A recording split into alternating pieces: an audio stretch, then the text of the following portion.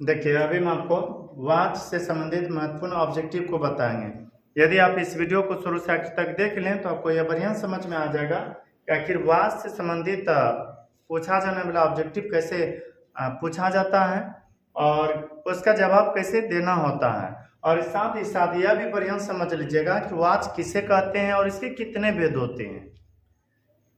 तो सबसे पहले आपको यह जान लेना चाहिए कि वाच किसे कहते हैं। पता है, लिंग वचन पुरुष। लिंग वचन पुरुष के कारण से क्रिया में जो क्रिया के रूप में जो परिवर्तन होता है, लिंग वचन पुरुष के कारण से क्रिया के रूप में जो परिवर्तन होता है उसी को हम वाच कहते हैं। क्या कहते हैं? वाच।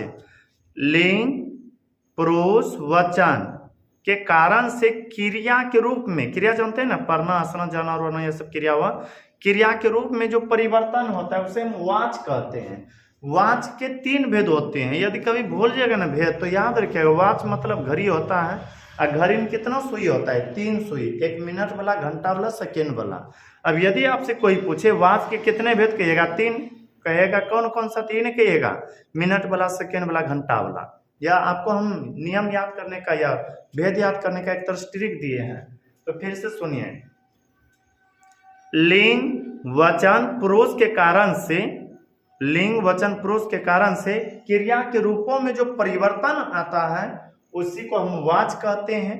वाच के 3 भेद होते हैं। वाच के कितने भेद होते हैं? 3 भेद होते हैं। पहला है कर्तृवाच, दूसरा है कर्मवाच, तीसरा है भाववाच। पहला क्या है? कर्तृवाच है, उसके बाद कर्मवाच है और भाववाच है। पता है, यहां से ऑब्जेक्टिव पूछा जाता है, राम जाता है, कौन सा वाच का इसमें प्रयोग हुआ है? कहेगा कर्तृवाच। लड़के ने पोथी पढ़ी, किस वाच का प्रयोग हुआ है? कहेगा कर्मवाच। उससे खाया नहीं जाता, इसमें किस वाच का प्रयोग हुआ है? भाववाच। लेकिन सवाल उठता है कि आप कितना जल्दी और कितना अच्छे से सीख सकते हैं और उसको सीखने के लिए क्या आपको करना पड़ेगा? पता है, आपको सीधा सा या सिंपल सा नियम बताते हैं जो कि आपको याद रखना है। राम जाता है प्रेजेंट टेंस में, वर्तमान काल में। वर्तमान काल में यदि रहे तो कहना है, कोई वाक्य यदि वर्तमान काल में रहे तो कहना है कर्तृवाच। जबकि ऐसा लगेगा कि भूतकाल में यानी कि पहले कोई कार्य समाप्त हो चुका है तो उसे कहना है कर्मवाच। जैसे लड़के ने पोथी पढ़ी, यानी कि पोथी अर्थात ग्रंथ पढ़ चुके हैं, उससे खाया नहीं जाता। जब ऐसा लगेगा कि किसी वाक्य में रुकावट आ रहा है या फिर नहीं या नकारात्मक चीजों का प्रयोग किया गया है तो उसे कहना है भाववाच। इसे देखिए, यदि आपको लगे कि भूतकाल में कोई कार्य हुआ है कहना है उसे कर्मवाच, वर्तमान काल में कोई कार्य हो रहा है तो उसे कहना है कर्तृवाच, और यदि रुकावट वाला कोई कार्य के बारे में चर्चा किया जा रहा है तो भाववाच। जैसे मुझसे खाया नहीं जाता, इसमें कौन सा वाच्य है? भाववाच। मैंने किताब पढ़ लिया, इसमें किस वाच का प्रयोग हुआ है? कर्मवाच। मैं पढ़ता हूं, किस वाच का प्रयोग हुआ है? कर्तृवाच। तो फिर से सुनिए, लिंग पुरुष वचन के कारण से क्रिया के रूपों में जो परिवर्तन होता है उसे हम वाच कहते हैं। वाच के 3 भेद होते हैं, कर्तृवाच, कर्मवाच, भाववाच। राम जाता इसमें है कर्तृवाच, लड़के ने पोथी पढ़ी इसमें है कर्मवाच, उससे खाया नहीं जाता इसमें है भाववाच। अब इसी से संबंधित आपको हम ऑब्जेक्टिव के बारे में बताते हैं।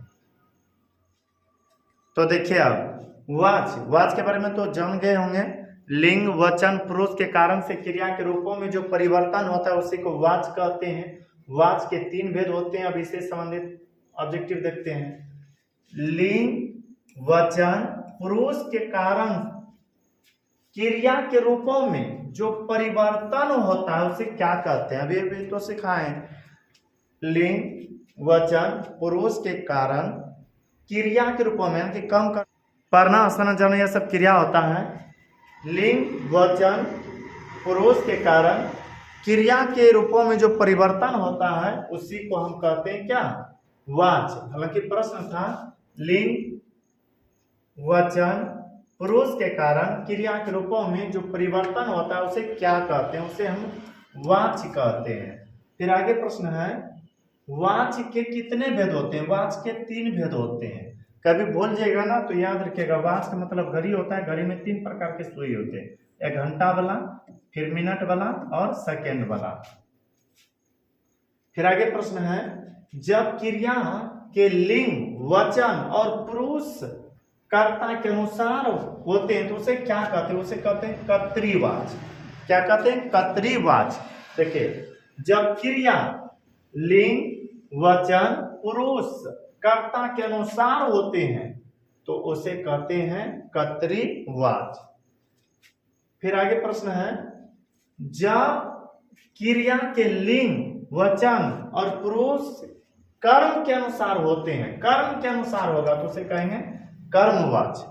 कर्ता के अनुसार हुआ, कर्ता के अनुसार, देखिए क्या है, कर्ता के अनुसार हो तो उसे क्या कहते हैं? कर्तृवाच। और कर्म के अनुसार होगा तो उसे कहेंगे कर्मवाच। फिर आगे प्रश्न है, जब किसी क्रिया के लिंग, वचन और पुरुष कर्ता या कर्म के अनुसार ना हो तो उसे सदा एक वचन में, एक वचन पुल्लिंग या अन्य पुरुष में रहते हैं तो उसे क्या कहते हैं? उसे कहते हैं भाववाच। आपको सीधा यह बात याद रखना है, जब कर्ता के अनुसार होगा कोई कार्य तो उसे कहते हैं कर्तृवाच, जब कर्म के अनुसार कोई कार्य होगा तो उसे कहना है कर्मवाच, और जब कर्ता और कर्म के अनुसार नहीं हो तो उसे कहना है भाववाच।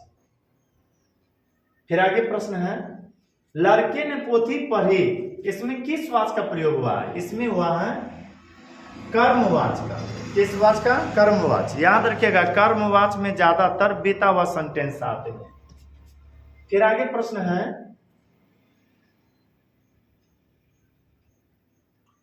राम जाता है, इसमें किस वाच का प्रयोग हुआ है? वर्तमान काल में यदि कोई सेंटेंस हो ना, वाक्य, तो उसे कहना है कर्तृवाच। जैसे राम की जगह पर हो सकता है सोहन रहता, सोहन पढ़ता है, सोहन खाता है, यह सब हो जाता कर्तृवाच में। फिर आगे प्रश्न है, उससे खाया नहीं जाता, अभी तो हम आपको बताए थे, जिसमें नकारात्मक चीजों का प्रयोग किया गया हो, जिसमें नकारात्मक शब्दों का प्रयोग किया गया हो, उसे हम कहते हैं भाववाच। कौन सा वाच? भाववाच। उससे खाया नहीं जाता, मुझसे पढ़ा नहीं जाता, मुझसे दौड़ा नहीं जाता, यह सब आ जाएगा भाववाच में। फिर आगे प्रश्न है, मुझसे बैठा नहीं जाता, इसमें किस वाच का प्रयोग हुआ है? पता है, मुझसे बैठा नहीं जाता नकारात्मक जैसे प्रयोग हो लगभग हो जाएगा भाववाच में। यदि वर्तमान काल में कोई सेंटेंस है तो कर्तृवाच, अब भूतकाल में यदि कोई सेंटेंस है तो कर्मवाच, और यदि नकारात्मक चीजों को बताने का प्रयास किया गया है तो उसे कहना है भाववाच। फिर प्रश्न आगे, सीता जाती है, इसमें किस वाच का प्रयोग हुआ है? सोचिए, सीता जाती है, जा रही है कौन? सीता। किस काल में? वर्तमान काल में, तो आ जाएगा कर्तृवाच में।